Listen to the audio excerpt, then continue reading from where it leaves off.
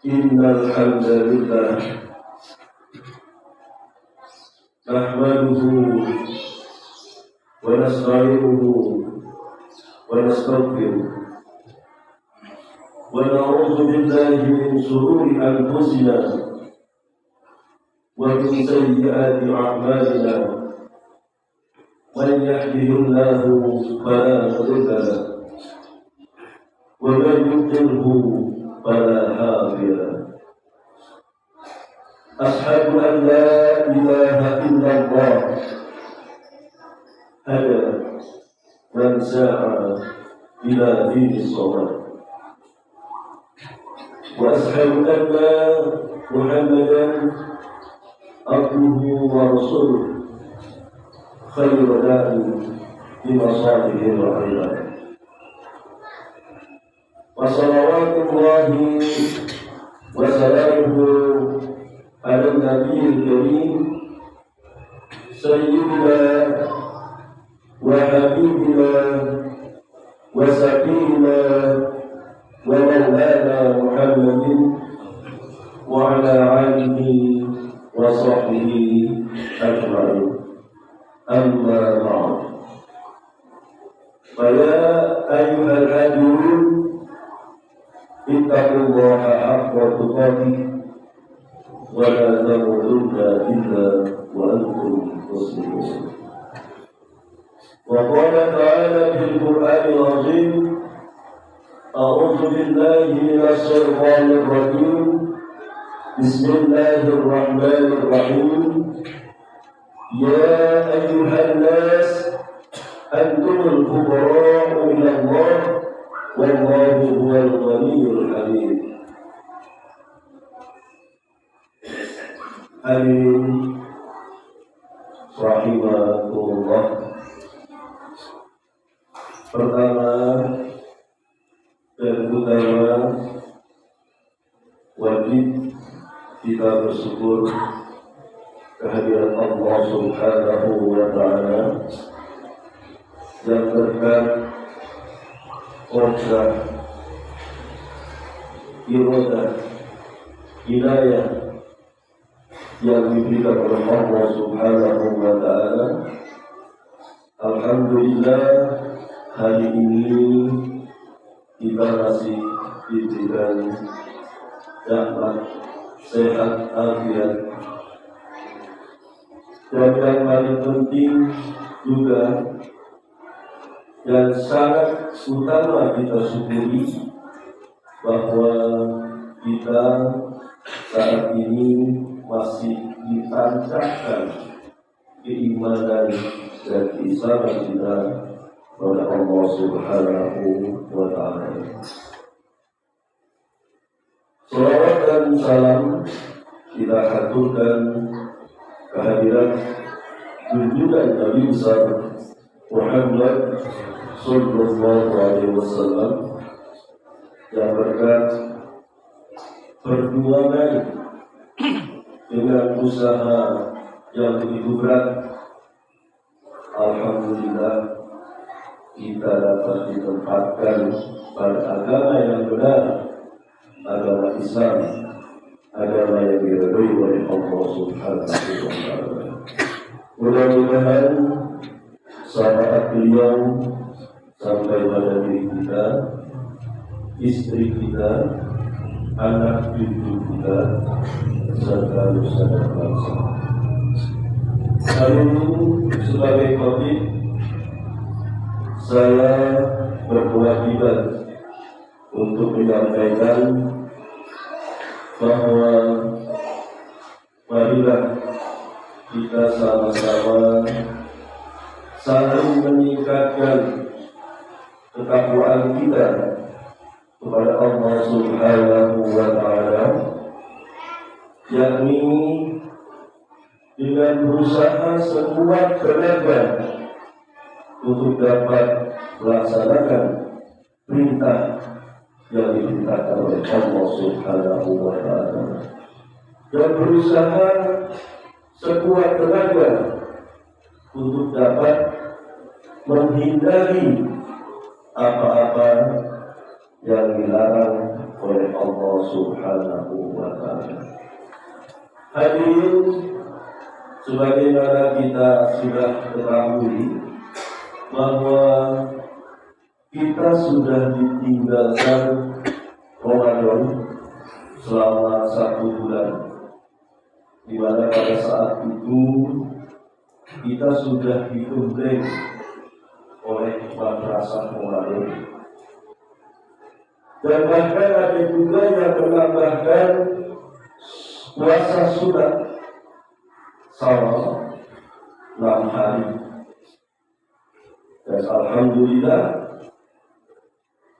dengan begitu adanya atau terasa kenikmatan kita dalam beribadah, dan tentu kita selalu ingin meningkatkan dan juga dapat menyadari bahwa memang kita membutuhkan Allah sebagai tempat bersandar dari segala hal. Allah Maha Ghani. Seperti tadi ayat utama yang sudah saya bacakan, bahwa Allah berfirman dalam surat Al-Fatir ayat 15, Ya ayyuhan nas antumul fuqara ila Allah wallahu ghaniyyun hamid. Artinya, hai orang-orang atau hai manusia, kamulah yang sangat butuh kepada Allah, dan Allah ialah yang maha kaya lagi maha terpuji. Syekh Ibnu Athaillah mengatakan bahwa Allah pada dasarnya mengetahui tentang alasan hambanya dan dalam berhubungan dengannya. Artinya pada dasarnya Allah mengetahui bahwa manusia itu sebetulnya sudah diberikan tabiat malas pada Allah Subhanahu wa Ta'ala untuk menjalankan perintah-perintah yang diperintahkan oleh Allah Subhanahu wa Ta'ala, sehingga Allah menjadikan kewajiban untuk melaksanakan perintahnya sebagai usaha untuk mengiring menuju surganya Allah Subhanahu wa Ta'ala. Beliau mengatakan, Aujab alaika wujuda hikmati wa ma aujab alaika illa dukhulil jannah. Allah mewajibkan kepadamu berkhidmat kepada Allah, padahal yang sebenarnya hanya mewajibkan kamu untuk masuk ke dalam surga Allah Subhanahu wa Ta'ala. Sehingga pada dasarnya kita itu diberikan kewajiban pada Allah Subhanahu wa Ta'ala, ketaatan dasarnya adalah karena Allah menyediakan surganya Allah Subhanahu wa Ta'ala. Dan pada kenyataan lahirnya, hamba diwajibkan untuk taat beribadah pada Allah, padahal sebenarnya yang diwajibkan atas hamba tidak sedikit pun bermanfaat kepada Allah Subhanahu wa Ta'ala. Artinya manfaatnya itu ada pada diri kita semua. Jadi Allah itu baik kita dapat berbuat baik maupun berbuat maksiat atau berbuat buruk, Allah tidak tidak ada hal apapun terhadap Allah, karena Allah sebagai pencipta. Justru kita yang melakukan itu. Ketika kita melakukan itu, jadi kita ingin mendapatkan surga Allah, dan keuntungan tentu ada di kita. Setelah kita menyadari bahwa keuntungan itu pasti pada diri kita. Ini sebelum yang disampaikan oleh Ibnu Athaillah. Bahkan ketika kita menyadari lebih jauh tentang kewajiban yang merupakan rukun Islam, di sana dapat dirasakan bahwa seluruh kewajiban seperti sholat, zakat, puasa, dan haji, jika dilihat dari perspektif kesehatan, perspektif ilmu kesehatan, ini semuanya ini sangat menguntungkan pada diri kita sendiri. Contohnya saja, di sini saya ambilkan contoh. Dalam sholat mengandung banyak sekali manfaat bagi kesehatan yang menjalankannya. Pada hakikatnya sholat bisa dikatakan sebagai bentuk olahraga yang dapat meningkatkan metabolisme tubuh seseorang. Jadi ketika kita melaksanakan sholat, tanpa melihat aturan-aturan dari Allah Subhanahu wa Ta'ala, yang pada akhirnya itu nanti kita akan dimasukkan surga dari Allah, tapi secara tidak langsung itu kita mempunyai keuntungan ketimbang kita melaksanakan olahraga rutin ya di tempat lain, misalkan jogging atau lain-lain, ya, dengan waktu yang tidak ditentukan. Lebih baik kita melaksanakan sholat. Waktunya sudah teratur. Waktunya sudah teratur. Waktunya juga waktu-waktu mustajab. Bayangkan ketika pagi kita melaksanakan sholat subuh, udaranya sangat segar. Kita dari sisi fisik menikmati dengan olahraga, dari sisi batin kita menikmati bahwa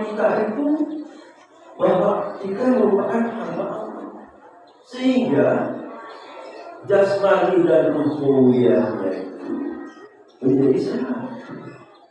Ini dalam hal sholat.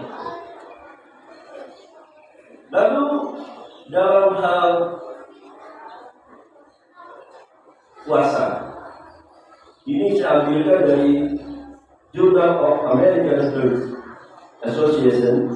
Ini menemukan fakta bahwa puasa selama Ramadan bermanfaat untuk menurunkan tekanan darah, berat badan, dan kadar bentuk lemak. Kalau tadi puasa itu sudah sangat menguntungkan, sholat itu sudah sangat menguntungkan secara pribadi, puasa juga sangat menguntungkan secara pribadi. Karena secara tidak langsung dia juga mampu menurunkan berat badan, tekanan darah, dan kadar lemak tubuh. Ini kan bentuk bukan lagi kita mengarah kepada bentuk penghambaan diri pada Allah. Itu sudah otomatis Allah akan membalasnya. Tetapi secara tidak langsung, secara fisik saja, ketika kita melaksanakan sholat atau kita melaksanakan puasa, pasti juga kita sangat bermanfaat terhadap. Lalu juga masalah puasa, masalah zakat. Masalah zakat ini Profesor Dr. Zakia Braja, ini ahli psikologi, ya. Profesor Dr. Zakia Braja mengatakan bahwa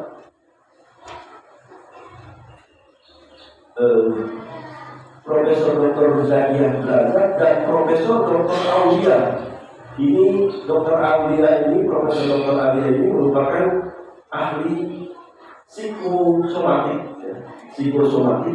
dan Profesor Dr. Zakia Braja ahli psikologi. Keduanya mengatakan bahwa penyakit kejiwabadanan di mana keluhan fisik bersumber dari gejala jiwa. Nah, ini lebih parah lagi. Jadi sebetulnya penyakit yang timbul, ya, bahkan sampai timbul stres dan lain-lainnya itu penyakit kejiwabadanan di istilah dokternya ya, di mana keluhan fisik bersumber dari gejala dalam jiwa. Ini yang mengatakan ini Profesor Dr. Zakia Derajat, ahli psikologi, dan Profesor Dr. Alia, ahli psikosomatik. Nah, di sini jelas Zakia Derajat saja mengatakan pada dasarnya harta memang sebagai penunjang kehidupan manusia. Sebaliknya harta dapat berubah menjadi penyebab kegelisahan. Nah, itu tadi ya, penyakit kejiwaan itu kan salah satunya akibatnya dari kegelisahan jiwa, stres, yang terlalu tinggi dan lain-lain. Harta dapat berubah menjadi penyebab kegelisahan, perselisihan dan permusuhan. Karena harta orang bisa berkelahi. Karena harta hubungan persaudaraan menjadi renggang. Bahkan karena harta hubungan keluarga menjadi putus. Tak jarang perselisihan anak dan orang tua terjadi disebabkan harta. Nah, ini menurut Dr. Zakia Derajat, sebetulnya bukan harta yang menjadi penyebab. Nah, ini yang perlu digarisbawahi. Bukan harta yang menjadi penyebab. Sebabnya mungkin cara mendapatkan harta itu yang tidak benar. Atau sebagian kecil dari harta itu sesungguhnya milik orang lain, tetapi tidak disalurkan. Nah, ini menyangkut masalah zakat. Jadi ketika harta itu kita tidak gunakan, artinya ketika kita tidak membayar zakat, itu berpengaruh pada kesehatan. Dan ketika berpengaruh pada kesehatan, rugilah fisik kita. Apa kita mau sakit? Tidak mungkin. Jadi dari 3 ini saja, belum lagi nanti haji, manfaat haji, tentu lebih banyak lagi. Nah, sehingga boleh dikatakan bahwa saya sependapat bersama dengan Ibnu Syekh Al-Qalinah yang mengatakan bahwa kewajiban yang diperintahkan oleh Allah sebetulnya itu menunjukkan pada diri sendiri. Nah, kalau kita lihat urunan kata dari urunan dari penelitian yang dilakukan oleh para ahli, ternyata memang membuktikan. Dan kita juga bisa merasakan ini semua bahwa manfaat dari kewajiban-kewajiban yang menjadi rukun Islam itu adalah sebenarnya tanpa dibalas dengan surga, tanpa dibalas dengan dibalas dengan pahala, sebenarnya pada secara fisik itu sudah menguntungkan kita dari sisi kesehatan. Nah, oleh karena itu, ketika kita menyadari itu semua, ketika kita mengetahui itu semua, melaksanakan kewajiban itu, jadi merupakan dorongan buat kita. Artinya, ketika kita mau melaksanakan itu, arah berpikir kita sudah jangan lagi berpikir bahwa kalau saya ke masjid tiap kali sholat di masjid berjamaah, tentu saya akan mendapatkan pahala banyak. Tentu saya akan mendapatkan surga dari Allah Subhanahu wa Ta'ala. Arah berpikir kita jangan lagi mengarah berpikir seperti itu. Tetapi arah berpikir kita mengarahkan bahwa apa yang kita lakukan yang merupakan kewajiban dari Allah sebenarnya ini sudah menunjukkan kita secara pribadi. Nah, sehingga Allah nanti Allah akan memberikan pastinya ketika kita melaksanakan hal-hal yang baik atau yang ditetapkan kewajiban dari Allah Subhanahu wa Ta'ala, tentu Allah akan membalasnya dengan kebaikan. Dan juga ketika kita melihat, kita melakukan hal-hal yang bersifat maksiat, itu sebaliknya akan menghancurkan kesehatan diri kita juga. Sudah banyak contoh-contohnya hal-hal yang orang-orang yang bermaksiat itu pasti akan merugikan dirinya sendiri. Nanti jiwanya akan kosong, jiwanya akan terjangkit oleh jiwa kotoran, dan pada akhirnya akan timbul penyakit, dan pada timbul penyakit pada akhirnya akan cepat meninggal dunia. Artinya ini sebetulnya merupakan penguatan bagi kita semua bahwa apa yang Allah wajibkan terhadap diri kita itu pada dasarnya itu yang tanpa ada balasan dari Allah sudah menguntungkan pada diri kita sendiri. Oleh karena itu ketika kita sudah menemukan itu dan kita sudah memahami itu semua, tentu sebagai umat Islam kita menyadari kewajiban yang diminta oleh Allah sebenarnya memang sangat menguntungkan dan tentu semua sangat butuh Allah Subhanahu wa Ta'ala. Artinya ketika kita temukan bahwa itu menguntungkan pada diri kita, pada akhirnya ya kita sadarkan, tentu ya kita sadarkan dan kita bersyukur, kita sadarkan untuk selalu melaksanakan kewajiban kepada Allah Subhanahu wa Ta'ala. Oleh karena itu, mulailah arah pikir kita diarahkan kepada kemanfaatan pada perintah yang diberitakan oleh Allah dan tentu kemudorotan yang dilarang oleh Allah Subhanahu wa Ta'ala. Akhirnya dengan menyadari itu semua, adanya effort untuk selalu meningkatkan ketakwaan pada setiap hal yang diberitakan oleh Allah Subhanahu wa Ta'ala.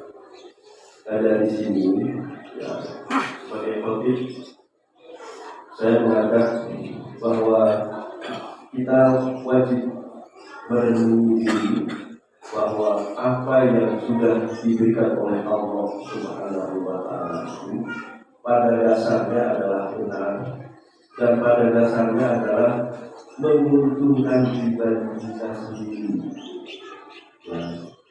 Dan apa yang dilarang oleh Allah Subhanahu wa Ta'ala tentu pada akhirnya itu akan merugikan diri kita sendiri. Maka kembali pada diri kita. Ketika kita sudah menyadari itu, apakah kita masih bermalas-malas, masih mau bermalas-malas untuk melaksanakan kewajiban terhadap Allah Subhanahu wa Ta'ala?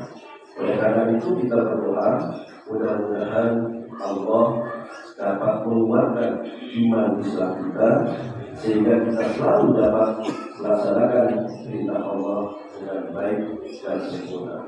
Barakallahu li wa lakum fil Qur'anil azim wa nafa'ani wa iyyakum bima fihi min al-ayati wa dzikril hakim. Aqulu qawli hadza wa astaghfirullah li wa lakum wa lisa'iril muslimina wal muslimat wal mu'minina wal mu'minat fastaghfiruhu innahu huwal ghafurur rahim.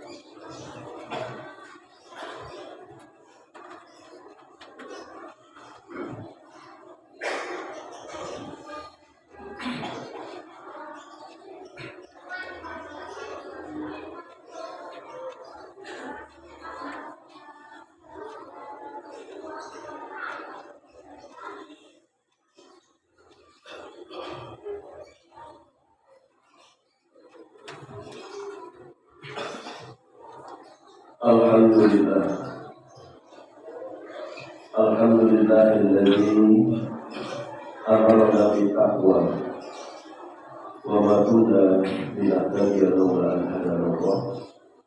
Asyhadu an la ilaha illallah wa asyhadu anna Muhammadar Rasulullah.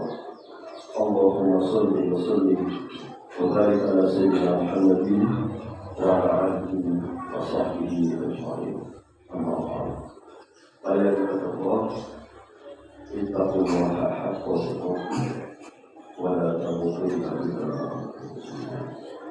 Wa qala ta'ala fil Qur'anil 'azim, a'udzu billahi minasy syaithanir rajim.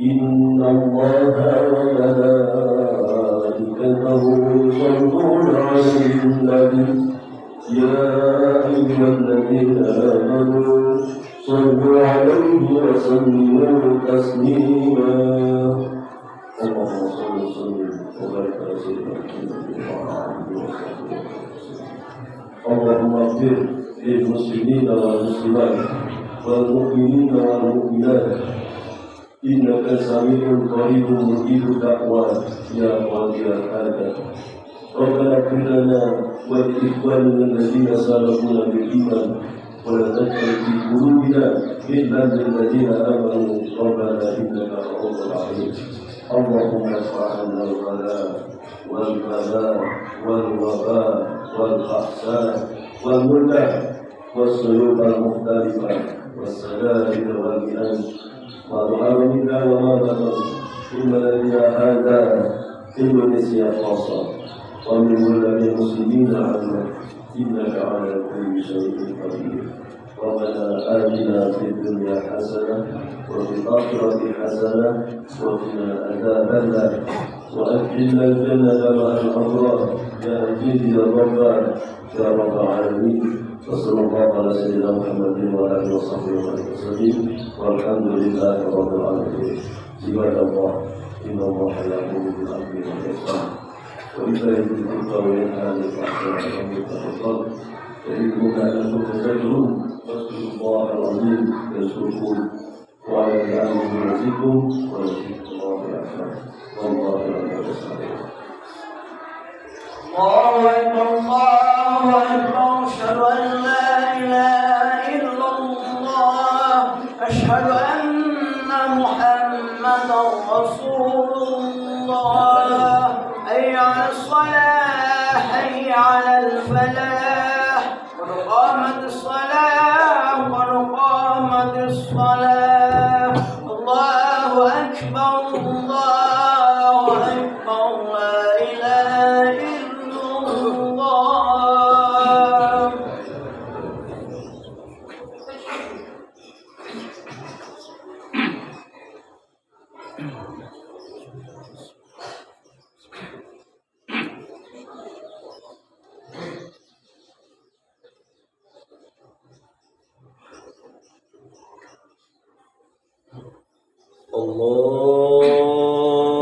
Allahu Akbar.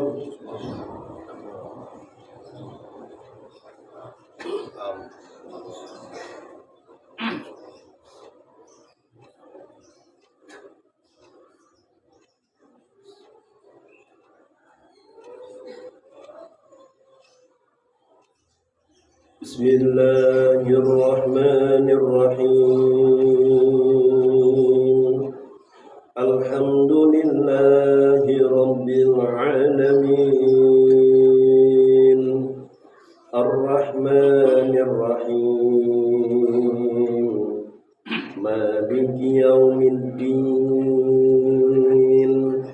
Iyyaka na'budu wa iyyaka nasta'in Ihdinas siratal mustaqim صراط الذين أنعمت عليهم غير المغضوب عليهم ولا الضالين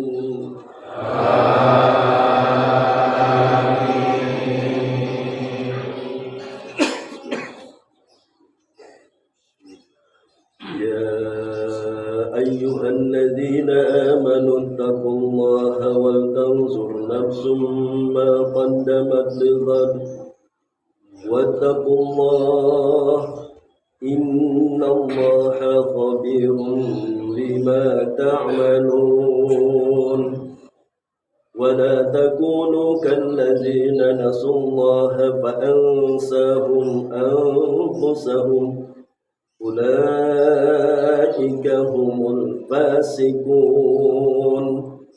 لا يستوي أصحاب النار وأصحاب الجنة أصحاب الجنة هم الفائزون لو أنزلنا هذا القرآن على جبل لرأيته خاشعا متصدعا من خشية الله وتلك الأمثال نضربها للناس لعلهم يتفكرون هو الله الذي لا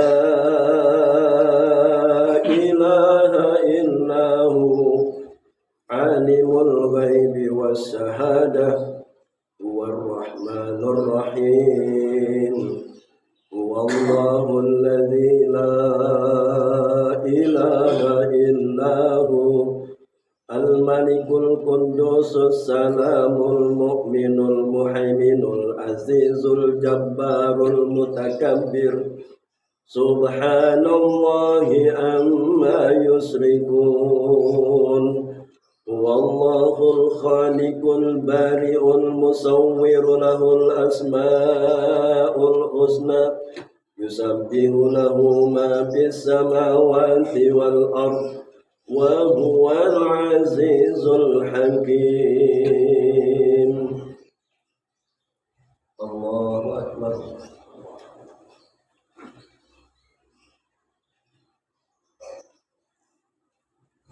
سمع الله لمن حمده الله أكبر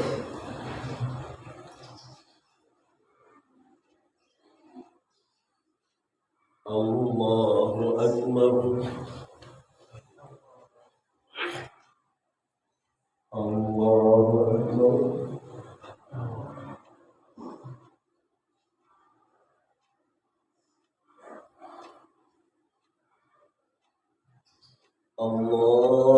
الله أكبر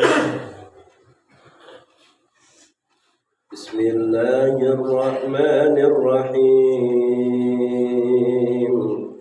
الحمد لله رب العالمين الرحمن الرحيم مالك يوم الدين إياك نعبد وإياك نستعين اهدنا الصراط المستقيم صراط الذين أنعمت عليهم غير المغضوب عليهم ولا الضالين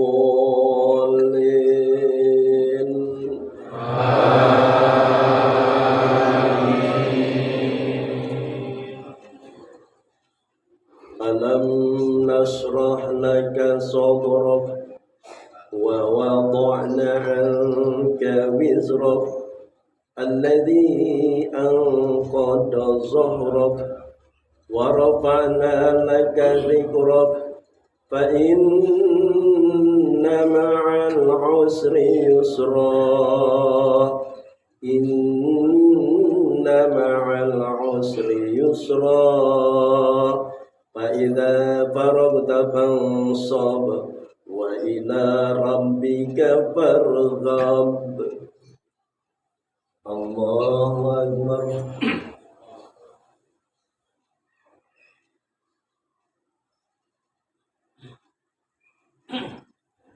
سمع الله لمن حمده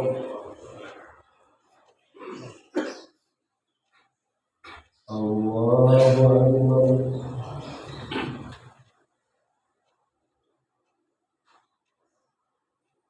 الله أكبر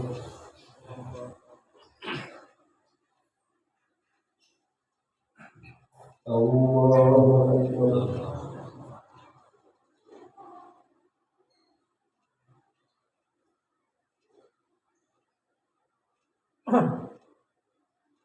الله أكبر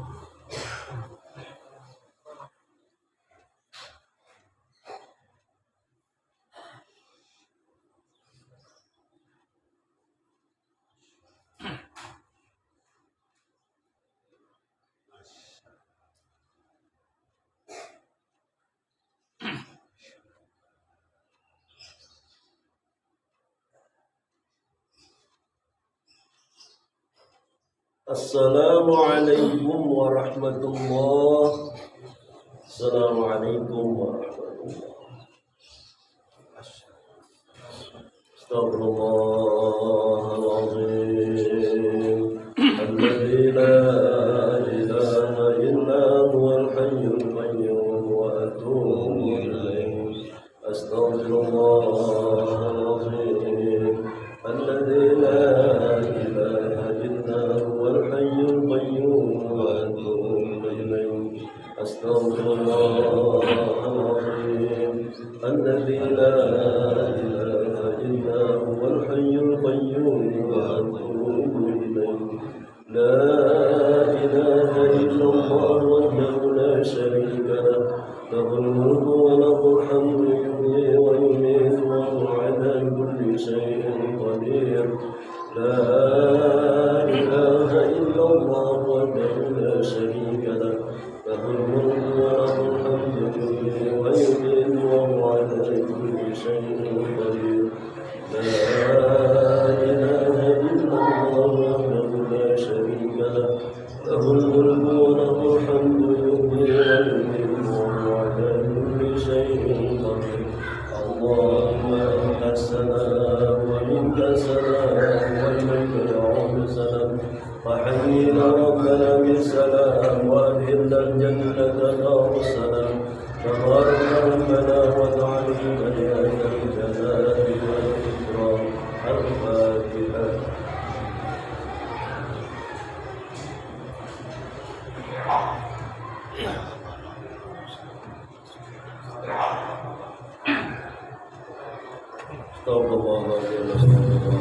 Bismillahirrahmanirrahim.